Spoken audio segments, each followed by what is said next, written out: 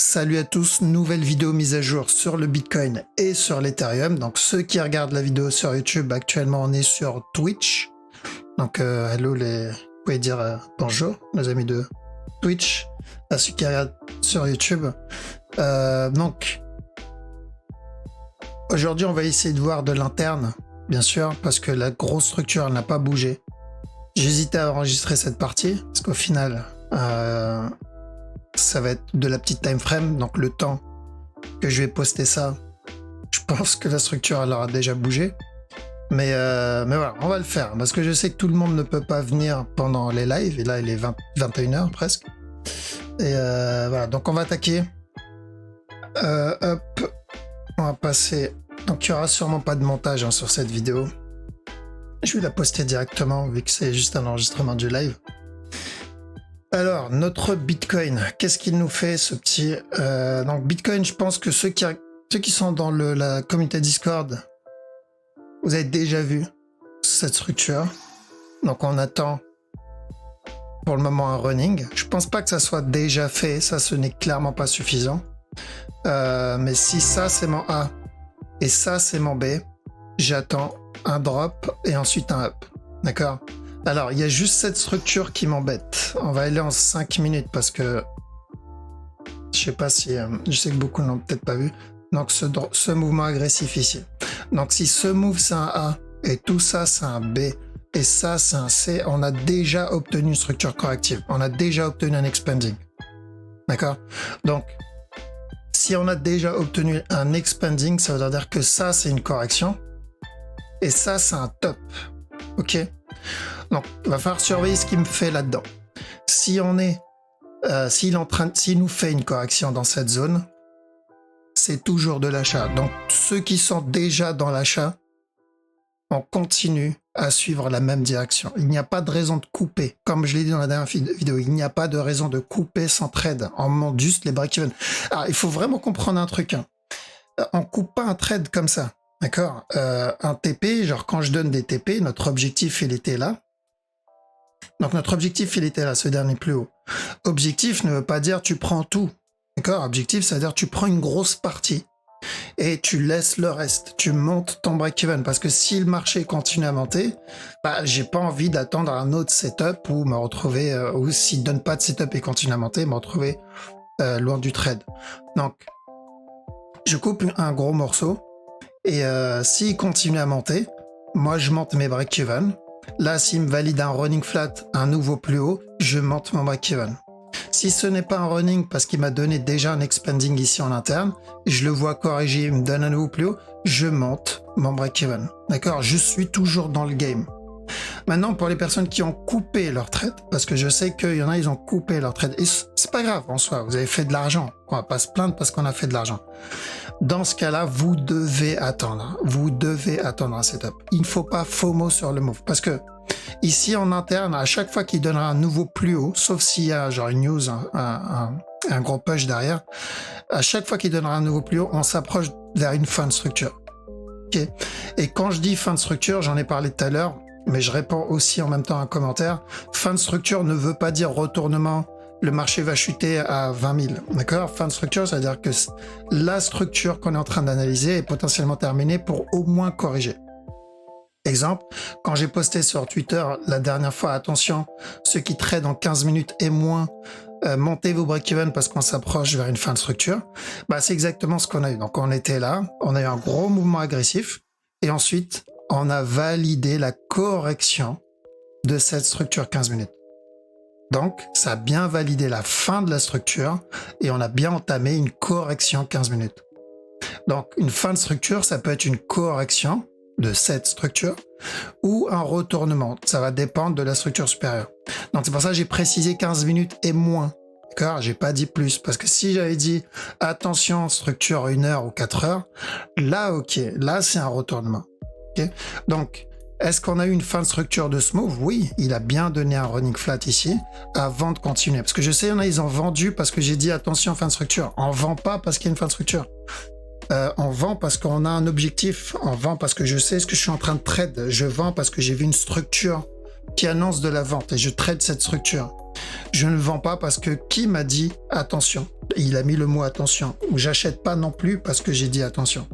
J'achète quand j'ai un setup d'achat et parce que j'ai snipé une structure qui m'annonce de l'achat. Donc quand j'ai dit ici sur Duner, chercher des setups d'achat, c'est parce qu'on trade cette structure. Et on attend un setup, on attend un setup et on attend un setup. Alors c'est important. Sinon vous allez faire que perdre de l'argent. Toutes les personnes qui ont gagné ça, faudra pas le rendre au marché, quoi. Donc, attention ici, je pense qu'il y a des chances qu'on vienne casser stop, hein, si là on est dans un régular. Mais on surveille ici running flat. Tant que ce bas n'est pas cassé, on peut avoir encore un autre push. D'accord?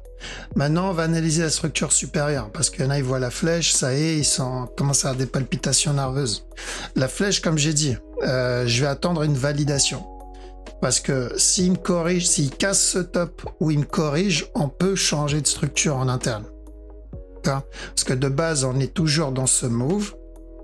S'il fait ça, ça serait parfait, parce que ça serait potentiellement le dernier plus bas avant qu'on entame le gros B. Ça serait nickel. Et en plus, on aura quasiment fait un sans faute. C'est encore mieux.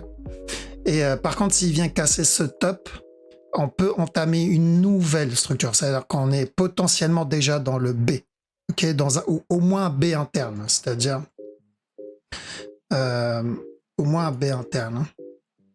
Donc, venir casser ce top, il peut nous donner ça. Donc, le gros B tout de suite. Ou juste de l'interne. Venir casser celui-là. Et ensuite drop derrière. Mais le problème, c'est que la cassure du top, on s'expose au B, au gros B tout de suite. Donc c'est un risque. Voilà pourquoi j'ai dit attendez bien une validation pour que ce soit le drop ou le up. Donc ceux qui veulent absolument acheter, on attend la validation du running ou d'un flag et on se protège à chaque nouveau plus haut. Si ce top est cassé, par contre, et que vous voulez acheter, on a besoin d'un flag minimum 1 heure. Mais vraiment minimum 1 heure. L'idéal, c'est 4 heures. Sinon, c'est extrêmement risqué. Maintenant, est-ce que je pense que le Bitcoin va venir recasser ce bas? Oui. Si ce n'est pas maintenant, ça sera après avoir terminé le B. Donc là, on est dans le mode point d'interrogation. On attend de voir ce qu'il va nous faire. Est-ce qu'il va casser le top? Est-ce qu'il va donner un flag ou pas? C'est la partie où il va falloir attendre. Parce que c'est, ils m'ont dit, ouais, j'ai loupé le buy. Maintenant, je dois attendre. Bah oui, c'est comme ça que ça marche. Si tu loupes un buy, bah tu dois attendre le prochain. Le buy ou le prochain sell. Donc, ou cassure du bas maintenant avant le B, ou on va obtenir le B maintenant avant la cassure du bas. Alors, donc ce bas-là, pour moi, il y a une grosse probabilité qu'il revienne le péter encore une fois. D'accord? Donc, rapidement, là-dedans, on cherche un running pour le moment, tant que ce bas n'est pas cassé. Et on fait bien attention, comme je l'ai dit, à ça, là, au cas où. Comment il validera ça? C'est si il corrige. Ethereum. Ethereum, c'est plutôt propre en 15 minutes. Donc, Ethereum, on voulait qu'il casse ce top. Ce qu'il a fait, il a cassé le top. Maintenant, on cherche un regular ou un running sur ce move. Donc, tant que ce top n'est pas cassé, pourquoi pas chercher un regular flat pour de la vente. Par contre, en interne, je vois plutôt de l'achat ici, là, sur du 15 minutes. Ouais, attention à ça. Encore un up. D'accord? Et ensuite, regular flat ou running flat s'il vient casser le top. Mais c'est pas trop mal sur celui-là. Et pourquoi je préférais que le Bitcoin valide le gros régular, celui-là, là. Celui-là. Parce que ça serait pas mal aussi par rapport à l'Ethereum. Ethereum aussi, on a un potentiel régular ici. Même s'il push, on est toujours sur ce potentiel A, B, C et un drop derrière. D'accord? Donc, ça serait nickel avec cette structure. Ça serait nickel avec cette structure.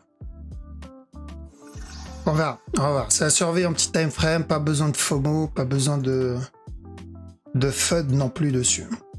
ADA, pareil. Tant que ce top n'est pas cassé, attention au running ici en interne, casseur de top. Tant que ce n'est pas cassé, potentiel régular. Régular, on va viser le régular. D'accord, faites attention au running, mais on va viser le régular. Donc, une fois que cette correction est terminée, au moins dernier push. Qu'est-ce qu'il y a d'autre? XTZ. XTZ, pareil. Ça m'annonce de la vente. D'accord? Une fois que cette structure est terminée, de la vente. Et on fait attention à la cassure du bas. Attention là, même s'il donne un push, c'est la même histoire. D'accord? De la vente sur ce move tant que ce top n'est pas cassé. Dot. Idem pour le dot. Ça, c'est correctif. Donc, je vois un potentiel running ici pour de l'achat. Tant que ce top n'est pas cassé, si j'ai des sell setup, je tente. J'attends bien des sell setup. C'est important. J'attends des sell setup. Donc, j'attends une impulsion, un flag derrière. Okay.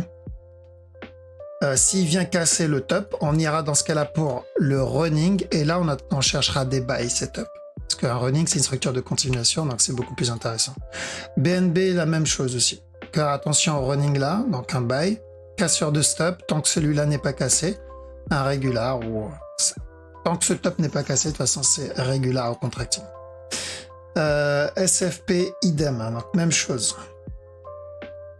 Tant que ce top n'est pas cassé, donc attention à ça. Drop jusqu'à ce bas-là. Donc, c'est tous les mêmes. On va dire, ça peut être compliqué, c'est tous les mêmes. Sauf celui-là. Celui-là, on reste à l'écart de ce move. Alice aussi, je crois, on va devoir rester à l'écart de celui-là. Ouais, Alice, on reste à l'écart de celui-là. Paul, c'est la même chose. Alors, Paul, il est dégueulasse aussi. On va en 4 heures. Ouais, Paul, il est dégueulasse. Comme quoi, toutes les structures ne suivent pas le Bitcoin. Ok. Voilà. Donc, je pense qu'on a fait le tour. Il reste quoi? Alice, on a vu. Ok, ça, on a vu. Ok. Je pense qu'on a fait le tour. Donc, je vous laisse ici. Ceux qui regardent la vidéo sur YouTube, merci d'avoir regardé ça jusqu'au bout. Je laisse Twitch dire au revoir à nos amis de YouTube. Donc, je vous souhaite une bonne soirée. Je vous dis à la prochaine.